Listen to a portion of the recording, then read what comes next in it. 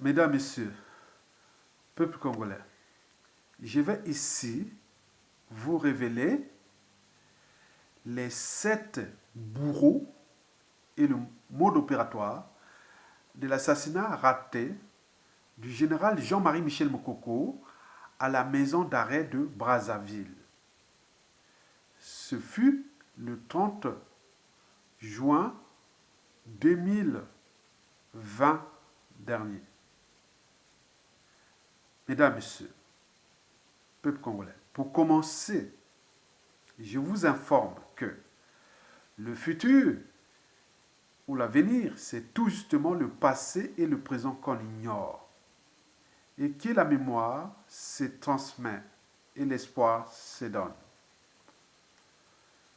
Mesdames, Messieurs, peuple congolais, je vous informe aussi que l'histoire a tendance à se répéter. Et pourquoi? Parce que les mêmes causes créent les mêmes effets. Et que toute dictature a durée de vie limitée.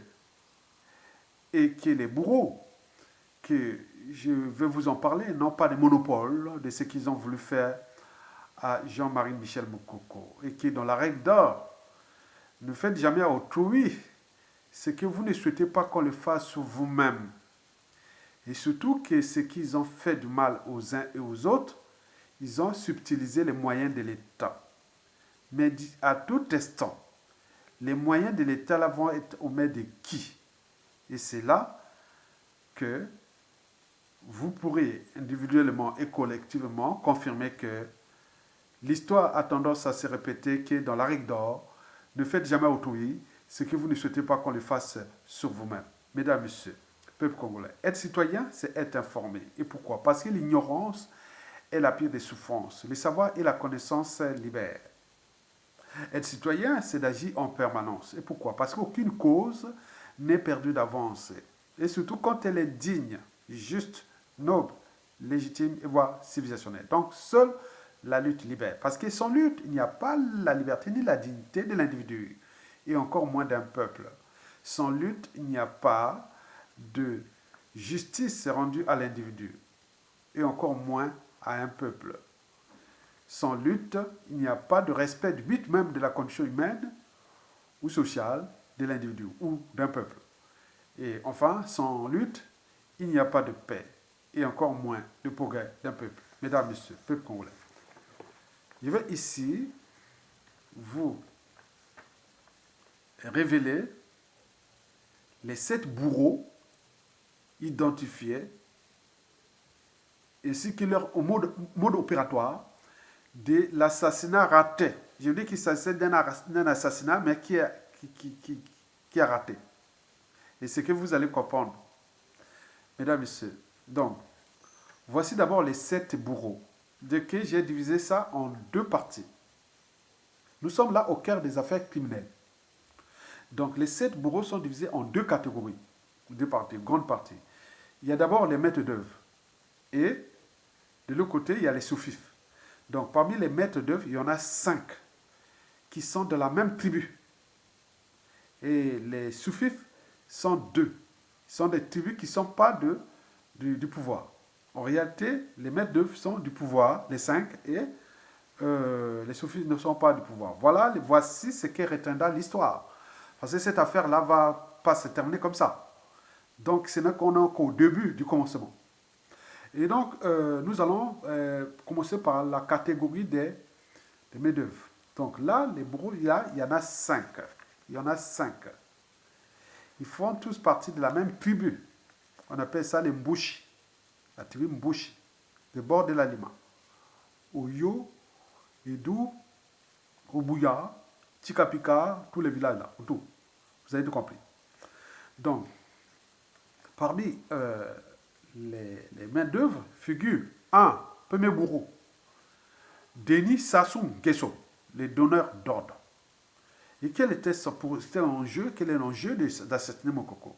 Parce que depuis 2016, pour lui, Mokoko devient son problème.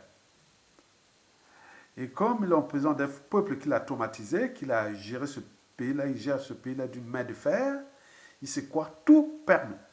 Alors même, ne pensons même pas hypothéquer beaucoup de choses à venir dans l'espace et le temps, qu'on appelle le karma, les contentieux historiques. Donc, sur ce plan, le dictateur a donné l'ordre de se débarrasser de Jean-Marie Michel Mokoko pour l'éventuelle présidentielle de 2021, parce qu'il avait fait un hold-up électoral en 2016 et qu'il est en train de le consommer. Au préalable, il avait fait le coup d'État constitutionnel de 2015, dont il est en train de consommer sa constitution, qui est l'une des 7e ou 8e constitutions. Celle-là est la plus antisociale et criminogène existante au monde. Et donc, nous sommes en présence du Néron tropical. Ces individus qui sont toujours au service de l'injustice, l'oppression et la barbarie, qu'on ne rencontre qu'une fois tous les 2000 ans dans une société ou nation donnée. Et donc, nous sommes en présence du Néron tropical. Donc, lui, il pense dans sa tête qu'à ses 82 ans, il pense que bon, ben, pour se maintenir dictateur avec, puisque de toute façon, il n'a plus de choix, parce que s'il perd ce pouvoir, c'est la case humiliation, où tout ce qui peut arriver, il ne va pas être là dans une prison dorée. Donc, il sait bien qu'il n'a plus rien à perdre. Donc, c'est la raison pour laquelle il prend les risques de tenter au caractère sacré de la vie des uns et des autres, et surtout à entraîner ce pays-là vers le suicide, et pour combien de temps encore. Donc le donneur d'ordre de l'assassinat, tentative d'assassinat raté, c'est tout justement le dictateur Denis Sassou Nguesso, parce que dans toute organisation, qu'elle soit État, entreprise ou association, quand il y a un dysfonctionnement, c'est celui qui a la tête qui en est responsable. La chaîne des responsabilités. Donc vous avez tout compris. Donc tout ce qui est de ce pays, au niveau quand ça touche les enjeux aussi, cette situation dépasse la situation du commun des mortels. Donc ça va en haut. Donc on ne peut pas arriver à ce genre d'actes criminels sans la main invisible de celui qui a la tête de ce pays. Mesdames, Messieurs, après le donneur d'ordre, donc nous avons deux planificateurs. Tous Mboshi, de la tribu de Mboshi, du clan au pouvoir. Il y a d'un côté le neveu, Jean-Dominique Okimba, le patron des services secrets de la dictature, qui, pour ceux qui connaissent l'histoire de la Seconde Guerre mondiale ou de la Shoah, on l'appelle l'Himmler, Heinrich Himmler. C'est la même catégorie, la solution finale. Et c'est comme celui de neveu ou parent ou autre de Saddam Hussein, comme on appelait le chimiste. Lui, c'est pareil, même plus pire. Et donc, Jean-Dominique Okemba, c'est l'homme des coups tordus, coups bas, silencieux, empoisonnement.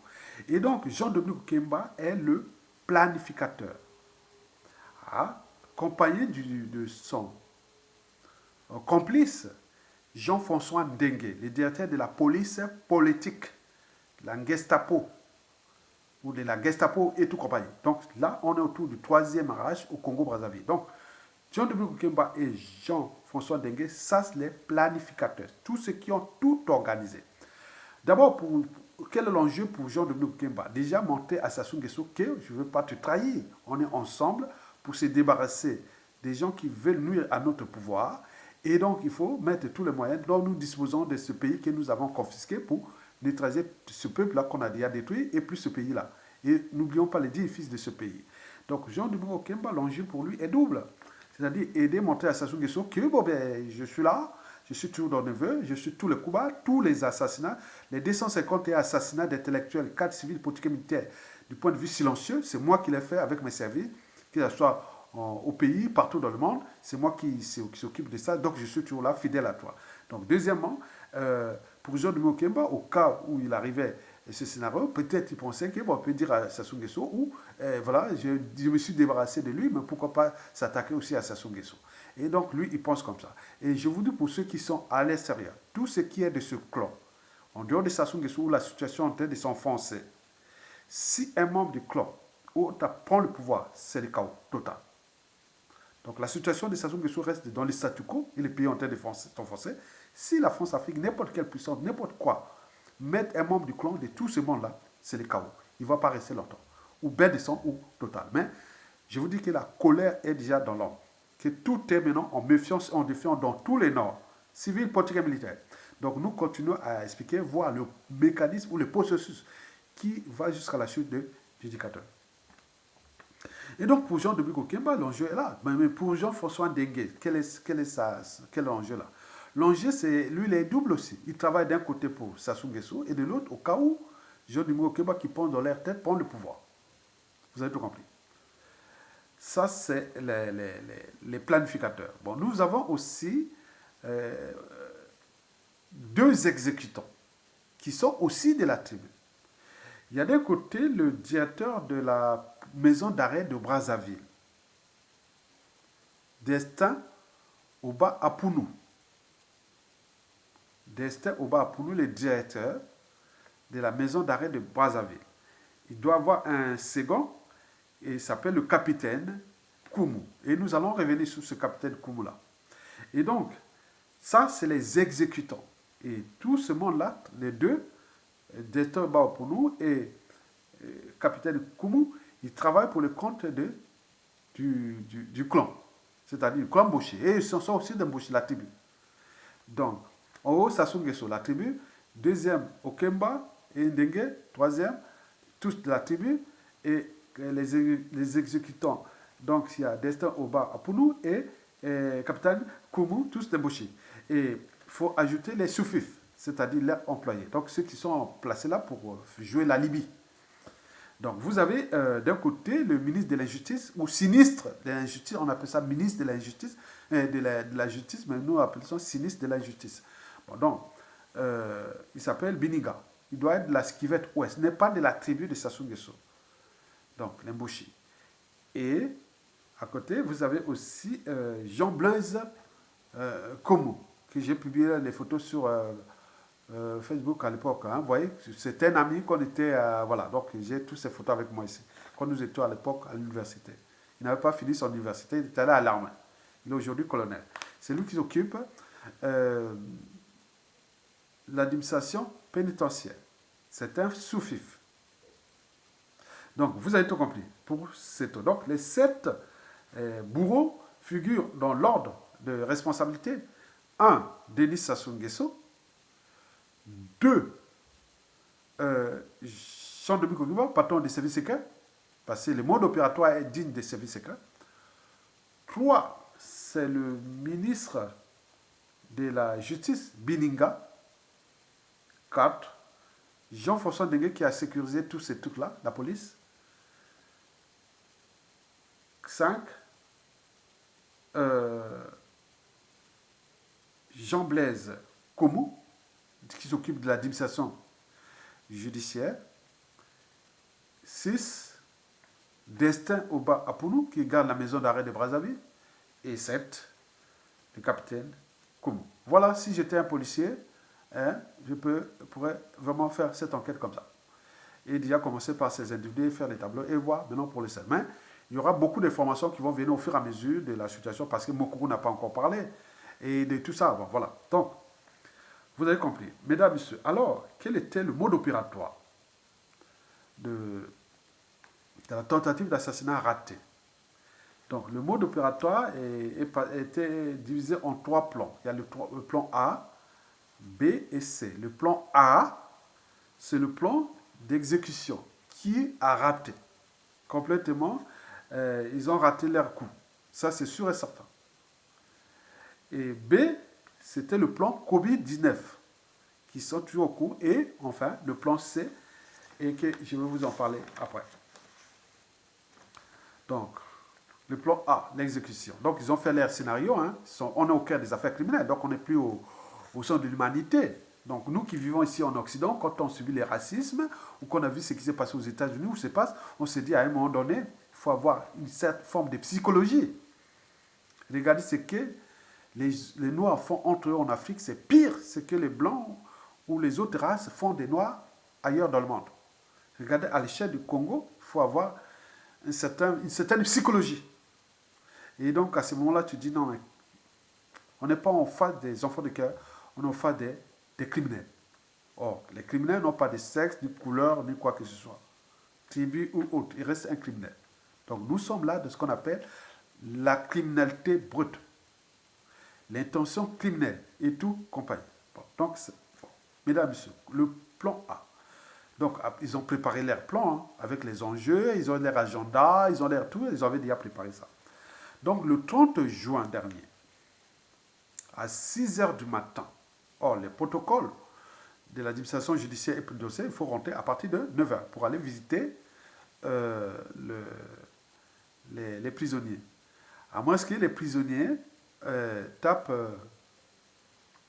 Là, oui, ils demandent, sollicitent les services. Ok. Bon, alors, Mokoko est là. Mokoko, au présidentiel de 2016, il est arrivé en tête sur les votes comptés de la partie sud du Congo, qui couvre 2 tiers de la population. Son vote dans le sud Congo, 2 tiers de la population du Congo, était de 37%.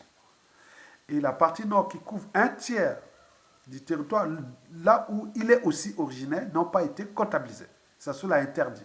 Puisque lui aussi du nord comme Mokoko. Donc, les résultats de 37 ne couvrent que le sud Congo. Et donc, si on additionnait avec son fief du nord, donc, d'après les chiffres, Mokoko sera arrivé en tête à entre 62 à 67%. Et donc, tout ça, donc, il y a eu une dynamique et tout compagnie. Donc, ça n'a pas digéré ça. Avec le concours de la France-Afrique, il y a eu conspiration.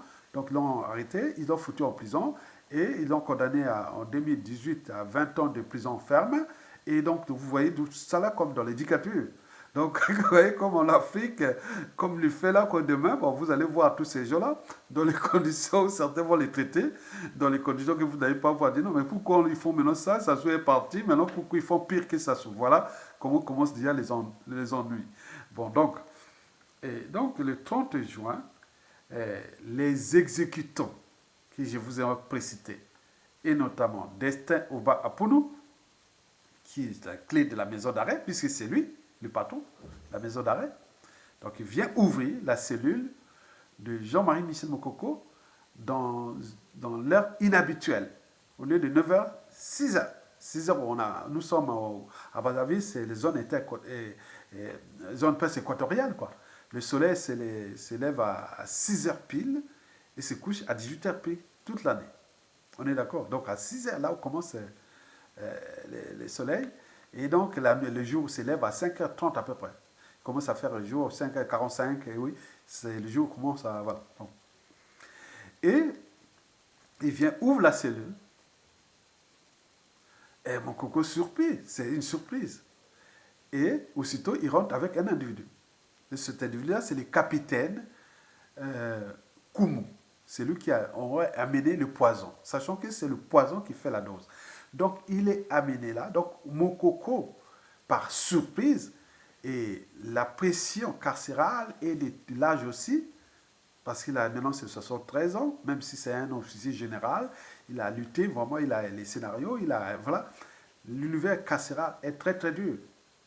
Donc, ils sont vraiment émus, c'est une émotion. Donc, il a dû peut-être être choqué qu'il vient cette fois-ci, il vient m'assassiner. Je pense que dans sa tête, il a dû croire ça peut créer un malaise parce que les mécanismes qui s'enchaînent des grandes fonctions de l'organisme, que je vous ai expliqué, c'est complexe, mais nous pouvons l'expliquer au niveau du cerveau et aussi au niveau des hormones qui agissent pour qu'on arrive à un malaise. Donc, nous, à ce moment-là, c'est une émotion. Une émotion déclenche des réactions en chaîne sur l'organisme. Donc, il arrivait un malaise. Parce qu'il a dû peut-être croire, ce qu'il va déjà parler, il me confirmera, parce que nous introduisons les données scientifiques, biologiques et médicales. Donc ça, on est bien formé. Et donc, il y a eu émotion, donc malaise, il a dû tomber. Maintenant, est-ce que dans ce malaise, le malaise était dû à cette émotion, mais également à ce que Koumou, celui qui aurait amené le poison. Donc, Mokoko tombe. C'est ça. Est-ce qu'ils l'ont brutalisé? Est-ce qu'il y a eu des hématomes? Est-ce qu'il y a eu beaucoup de tout? Je ne sais pas. Et donc, il y a eu quelque chose qu'ils ont fait. Il y a quelque chose qui s'est passé. Ce n'est que Mokoko qui peut expliquer clairement ce qui s'est passé. On n'était plus dans l'humanité. Ils sont venus brutaliser quelqu'un, un ancien officier général, qui a géré la fin de la guerre froide au Congo, avec le départ des soviétiques et des Cubains qui étaient stationnés au Congo, pendant la fin de la guerre froide, en 1990-91, a fait la conférence nationale, a rencontré Mandela et tout compagnie. Donc c'était, voilà. Donc on descend bas en Afrique, quel que soit le rôle militaire. Et donc là, on vient brutaliser quelqu'un, un cerveau, et une autorité, un individu du Congo, dans ces conditions-là. Donc quand on a un cerveau, une âme et une conscience, et humain, on se dit quand même qu'il y a quelque chose, c'est pourquoi il y a une colère sous-jacente qui monte, et qu'au moment où la chute de Sassou, et vous verrez que ces mêmes gens qui sont là, pour certains peut-être pourront fuir, mais ils vont certainement retrouver, mais ceux qui vont rester là-bas, je suis sûr et certain, la punition sera totale. Et donc, ce n'est pas Mokoko ni quoi, c'est tous ceux qui à côté qui ont dit, on lâchera cette fois-ci pas. Ils seront aussi punis comme l'ont fait aux autres. Donc, vous voyez ce qui se décide. Donc, à 6 heures du matin, ils viennent rentrer dans la cellule. Mokoko, par émotion, a dû peut-être succomber pour ça, que cette fois-ci, ils sont venus l'assassiner parce que c'est inhabituel. C'est peut-être ça, il pourra le confirmer. Et deuxièmement, il serait introduction d'un poison et qui aurait peut-être créé ce malaise-là, qui serait transporté à l'hôpital militaire. Donc, dans la panique, ou dans l'air court, parce qu'ils étaient contents qu'il est tombé. Il est peut-être comme évanoui. Donc, ils étaient peut-être contents et dans la panique, voyez. Donc, ils ont appelé les sous-fifs. Les sous-fifs, c'est Jean-Blaise Comeau, de l'administration judiciaire, administration pénitentiaire, pour venir constater, parce que c'est lui qui dirige les maisons d'arrêt du Congo. Donc, le directeur de l'administration pénitentiaire Jean-Blaise Comeau, j'ai ces photos ici, hein, nos photos de l'université, et voilà, j'ai avec moi ici. C'était quelqu'un, vous voyez comment ça soit transformé. Nos vrais amis là-bas, beaucoup sont devenus des bourreaux, d'autres sont devenus des... Donc c'est vraiment un désastre là-bas. Et donc, lui, il a dû aller voir, constater la forfaiture, hein, et donc il a dû appeler pour l'amener, Mokoko, à l'hôpital militaire pour l'achever. Voilà le scénario. Donc, ils étaient partis pour l'achever. Donc, donc, ils ont ramené Mokoko jusqu'à la maison d'arrêt, à l'hôpital général, militaire. Et donc, arrivé là-bas, ils constatent que Mokoko a repris ses esprits. Aurait repris ses esprits. Et donc, ils ont fait leur truc, mais il a dit non, monsieur, j'en ai marre de cette université carcérale injuste. Donc, c'est injuste. C'est injuste, vraiment, mesdames, messieurs. Vous vous présentez à une élection, et après, voilà, donc, vous voyez déjà ça, c'est injuste. Donc, vous voyez ça, Donc, on apprend les uns et les autres à être des méchants. Donc, je ne sais pas, un Congolais face à ces gens, vous devez encore être des humains. Apprenez à apprendre à être méchant parce que après, vous serez que des méchants. C'est ça le problème. Et donc, ben oui. Donc, on le ramène à l'hôpital militaire. Et arrivé là-bas, il reprend ses esprits. Et il dit non, mais c'est pas possible. Donc, il essaie un peu de voir les regards là-bas à l'hôpital militaire pour, s'il n'y a pas ça, peut-être auparavant, il allait assassiner là-bas. Quoique, mais le problème, c'est que dans cet hôpital militaire, il y a aussi beaucoup des officiers militaires qui sont de la tribu de Mokoko, qui ne tolèrent pas ça, et qu'il y a beaucoup de gens aussi d'humanité. Et autres, ils ne peuvent pas accepter ce que Okemba et Jean François Ndengue ordonnent, et Denis Sassou Nguesso ordonnent. Donc, il y a hyper d'humanité là. Donc, ils ont dit non, non, on va observer du point de vue médical, on va voir ce qui se passe. Donc, avec les moyens du bord, qui sont là-bas dans cet hôpital, dans un pays qui, en 50 ans de Sassou Nguesso, est réparti au quart-monde. Un pays qui devait être parmi les plus avancés d'Afrique. Donc, vous connaissez. Donc, depuis qu'il est arrivé, le pays a reculé de 50 ans. Sassou Nguesso, France-Afrique. Et donc, l'hôpital là-bas, militaire que de militaires. Bon, donc, vous avez tout compris. Et donc, on demande à Mokoko, on demande aux médecins, qu'est-ce qui se passe? Il dit, bon, dans l'air plombé, donc comme ils sont là, il faut laisser là. Donc, leur plan dit non, mais attends, si on garde là, on ne va pas contrôler l'hôpital militaire finalement. Jean-Dominique Okemba et Denis Sassou Nguesso et tous ces racailles-là, criminels-là, ils ont dit qu'on ne va pas contrôler, voilà, on ne va pas, donc c'est terrible, hein, c'est terrible. Vous voyez comme, voilà, ça devient comme un... Je ne sais pas. Rien du tout, qui sont là pour... voilà. Et donc, les gens, l'humanité, hein, vous voyez, la part d'humanité, c'est la raison, l'esprit critique, la conscience. De ces médecins et tout ça, ils ont dit non, non, non, on regarde là. Donc, ils ont dit les garder là et pour l'observer. Mais donc, il doit y avoir pression. Il y a eu des pressions énormes pour transférer, pour passer au plan B. Le plan B, c'est le Covid. Donc, entre-temps, comme là, pas même marché, donc Jean-Dominique Okemba et Jean-François Dengue avaient déjà préparé leur plan B. Le plan B, c'était la clinique Albert Lénaud. C'est un hôpital paraton municipal, je ne sais pas quoi, voilà. Donc, c'était pour la ramener là-bas. Ils avaient déjà préparé leur lit, son lit empoisonné là-bas. Donc, là-bas, c'était pour aller, si ça ne marchait pas à l'hôpital militaire, donc là-bas, ça allait échouer. Donc, ils ont traduit, avec leur, faire les fausses informations, que Mokoko a le Covid-19. Or, les signes cliniques du Covid-19 ne sont pas avérés. Ils peuvent faire perdre le goût par rapport à ce qui s'est passé à l'hôpital ou les tensions. Il y a beaucoup de choses. Il y a des gens qui perdent le goût, l'odorat sans Covid-19. Donc, c'est pas que ça. Donc, ils ont insisté de ramener Jean-Marie Michel Mokoko à la clinique Albert Lénaud, où là, ils ont déjà préparé leur lit empoisonné. Avec les médecins qui devaient faire tout ce qu'ils pouvaient le faire. Donc, les médecins militaires disent niet, avec la pression aussi des parents et qui ont les familles qui disent non, non, non, il doit rester là. Il ne peut pas aller là-bas. Nous, on ne veut pas, il reste là. Il n'y a pas de Covid-19. Donc, Jean-Dominique Okemba, Sassou Nguesso, Jean-François Dengue, tout ça, ils ont mis la pression à l'hôpital militaire, tout ça. Ils ont mis les fausses informations sur les réseaux sociaux, sur tous les médias disponibles à eux, que Mokoko est mort. Et autres, ils ont fait que ça, ils ont arrêté d'envoyer des fausses informations qui arrivent, qui sortent. Donc, on fait la confusion. Vous voyez, c'est un acharnement. Et comme je dis, la règle d'or, c'est ça les dangers que je dis dans les karmas, les contentieux historiques et plein de trucs. C'est chaud, hein, la présence. Bon, on fait. Bon, donc le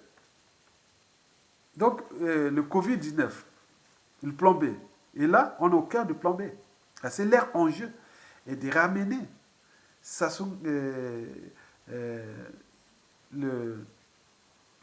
le prisonnier de Sassou Nguesso à la morgue. Donc, ils sont allés et voulaient l'amener à la clinique là pour aller les... Donc, le jeu se passe aujourd'hui. Donc, la communication actuelle, vous devez garder Mokoko, quel que soit l'état de la santé, même si on n'est pas soigné là-bas, là où il est, il doit rester là. Ou à défaut, comme demandent les parents, les avocats, aller à la maison et se faire soigner par son médecin traitant, qui le connaît très bien. Donc, s'il refuse ça, donc, il reste à l'hôpital. Donc, c'est ça. Maintenant, le plan C qu'ils ont déjà prévu, attention, aux dernières informations que la chambre de Mokoko serait déjà travaillée, c'est-à-dire empoisonnée. Donc au moment qu'on va les transférer, il ne va pas dormir là. Demandez à tous les réseaux que Mokoko ne vient pas à la chambre là où il était, à la maison d'arrêt, parce qu'ils ont, c'est le plan C. Donc au moment que nous sommes en train d'embrouiller sur l'hôpital militaire et aussi refus de là où il devait aller l'éliminer à l'hôpital, la clinique là-bas, maintenant, et ils sont revenus à la maison d'arrêt. Donc, ils ont préparé la chambre. Donc, informer l'opinion internationale, opinion que Mokoko ne doit plus répartir à la maison d'arrêt, ni dans cette clinique-là, parce que leur scénario est de l'assassiner. Parce que s'il est assassiné, c'est une réaction en chaîne de déchaînement de haine, de violence, de beaucoup de choses. Ce sont que là-bas, quand tout s'en mêle, il n'y a pas que le problème de politique ou de droit et de la morale et des rangs de justice, mais il y a aussi des problèmes de tribus. Or, Mokoko a une grande tribu qui est supérieure en nombre par rapport à celle de Sassou Nguesso, l'Emboshi, tout petit.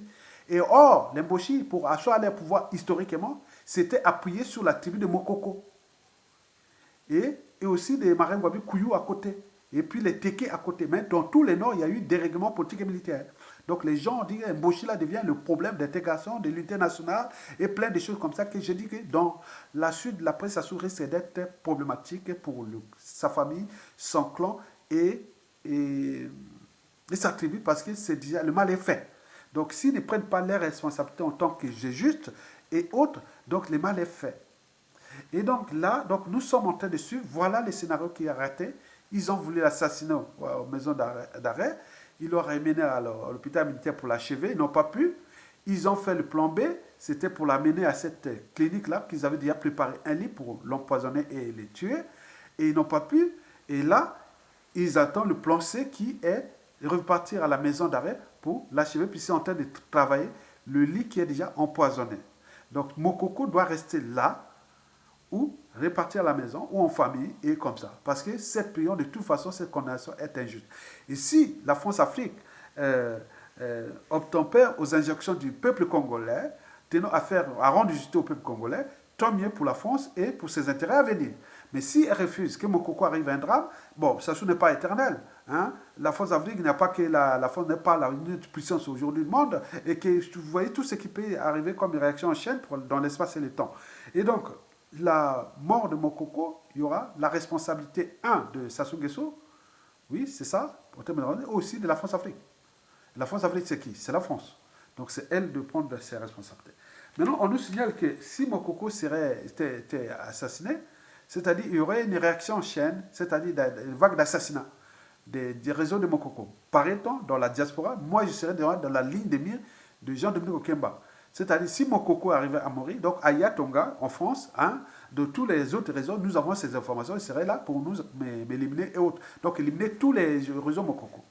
Donc, je rappelle le message aussi au Makwa, parce que nous, l'histoire là-bas, avant d'être acteur politique et militaire, on est avant tout d'appartenant au tribal. J'ai la chance parce que j'ai une gold tribu énorme, au terme des capacités des nuisances de ces gens-là. Après Sassou Nguesso, c'est énorme, ma tribu, la tribu de Mokoko. Et donc, je crois à moi et je vous donne les informations. On nous a signalé que si Mokoko serait assassiné, donc il aurait pu venir nous m'assassiner ici aussi, et d'autres qui parlent de Mokoko. Donc, vous voyez à quel niveau nous sommes retrouvés. Donc, la cause Mokoko est une cause nationale. Donc, vous devez d'abord recréer les appartenants tribaux, ethniques et autres. Parce qu'ici, en Occident, quand il arrive un problème d'injustice, d'oppression, on ne regarde pas quel sexe, sa couleur, autre.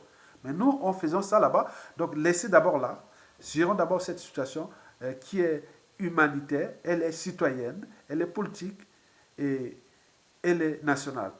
Et à ce moment-là, de vous, on est conscient. Pour le reste, on verra. Pour ceux qui jouent aux amalgames, aux polémiques, au négationnisme, aux guerres des égaux, aux conflits d'intérêts, aux intérêts particuliers partisans, aux ethnocentrismes, aux géopolitiques, à la scission, tout ça. Ça crée un climat de méfiance et de mort. Livrons d'abord Mokoko. Les restes, on verra. Vous aurez tous les moyens, parce qu'aujourd'hui, ceux qui bloquent tous vos projets, c'est Sassou. Faites le parti. Et vos doléances, tout ce que vous avez raté, vous pouvez rendre justice, vous pouvez faire tout ce que vous voulez après. Mais faites partie d'abord Sassou Nguesso. Ne venez pas ajouter les amalgames sur le nord, sud, est, ouest. Ça ne sert à rien. Ça ne sert qu'à ranger Sassou Nguesso pour détruire ce pays. Comme c'est un net mortel, va nous laisser que des soucis. Donc, il faut éviter que nous laissons beaucoup de soucis parce que, je vous l'ai dit, que les Sassou et les Nguesso, c'est fini quoi, c'est raté. Parce que, je ne sais pas, moi je l'ai dit, qui sera demain à tout instant, qui prend le contrôle du pays, qui va être à la place des gens de Okemba. Ce sera un grand tordu. C'est bien les informations. Et tous ces gens comme Sassou a toujours fait, pour les coups secrets, ils sont entre eux. Et pour les coups de doublement, ils emploient d'autres personnes. Et d'autres, ils disent non, tous ceux qui vont détruire les Sassou et les Nguesso, la plupart, ce seront les mêmes, eux-mêmes. Et tous ceux qui leur anciens soufis et tout compagnie qui vont les détruire. Ça sera un ordre. Ils n'auront pas de choix. Et donc, vous voyez beaucoup de choses qui se dessinent. Et donc, nous sommes là pour écrire une page de l'histoire du Congo. Et comme on dit que dans la vie, on ne choisit pas ses parents, mais on peut choisir ses amis. Mais nous, le pays, c'est notre cœur. Donc, on est né là, africain. Voilà, donc on s'est retrouvé dans cette situation. Donc, je vous dis que l'indignation était totale dans toute l'Afrique. Et d'après les sondages des réseaux global, ils ont dit que l'indignation sur les problèmes Mokoko a été globale. Même la France est au courant que tous les médias sociaux, tout le monde, la globosphère a parlé. Ça c'est partout, partout. L'Afrique est partout, il y a une indignation totale envers ces Sassou, les Nguesso et tout ça. Donc vous voyez déjà les conséquences, déjà, ils sont démasqués, grillés. Je ne sais pas comment ils vont encore jouer leur truc. Donc nous, au peuple congolais, il reste à nous individuellement et collectivement au niveau civil politique et militaire de le dégager. Ça ne sert à rien de râler, il va détruire les uns et les autres comme là, et tant pis pour vous. Et c'est les autres qui viendront par la haine, par les rancunes, les revanchards. Et autres, il y en a beaucoup. J'en ai dit que cette situation, il y a eu des gens qui ont je vous dis, ce qui s'est passé, c'était comme si c'est une violence inouïe. C'est-à-dire, si ça se tombait le soir, aujourd'hui, ce jour-là, il y avait Mokoro, après, voilà. C'est-à-dire la violence qui devait arriver sur ces gens-là. Hein. Tout Brazzaville brûle, hein, leur maison, leur, tout ça, jusqu'au Yo, là-bas, partout, ça brûle. Hein. Avec les mains d'eux, avec les services secrets qui seront récupérés, aller brûler leurs maisons partout, partout. C'était comme ça. Hein. Moi, je vous dis, c'est que j'ai eu des raisons. Et donc, ce qui risque d'arriver. Et donc, ces gens-là sont en danger dans ce pays-là. Pour le but, on dit qu'il faut qu'ils fuient, ils sortent de ce pays, tous ils sortent là, on ne veut plus voir ces gens-là. Donc, vous voyez que ce qui se dessine est dangereux. Et donc, si vous voulez avoir des mesures compensatoires, commencez déjà à faire ça. Mais le scénario est là, c'est raté. Ils ont voulu assassiner Mokoko pour les enjeux précités, ils ont raté. Deuxièmement, donc, ce plan A qui aboutit à l'hôpital militaire et qui n'ont pas fonctionné. Donc, ils ont avait le plan B, l'amener à cette clinique-là pour aller traduire son Covid-19. Et après, bon, ça n'a pas marché. Et au ce moment, ils préparent un autre plan qui est pour le répartir à la maison d'arrêt. Or, là-bas, ils ont mis leur plan, ils ont empoisonné toute la chambre. Donc, n'allez pas là-bas. Vous avez tout compris.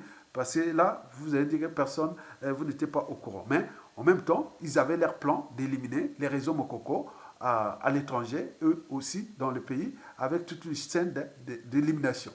Donc, vous avez tout compris que nous ne sommes pas tous en paix, nous sommes en danger avec quelqu'un qui a pris les moyens de l'État et qui m'abuse. Et donc, ces moyens de l'État, à tout instant, peuvent être récupérés et on placera des tordus qui pourront les traiter jusqu'à une grande période de justice. Vous avez tout compris. Merci beaucoup.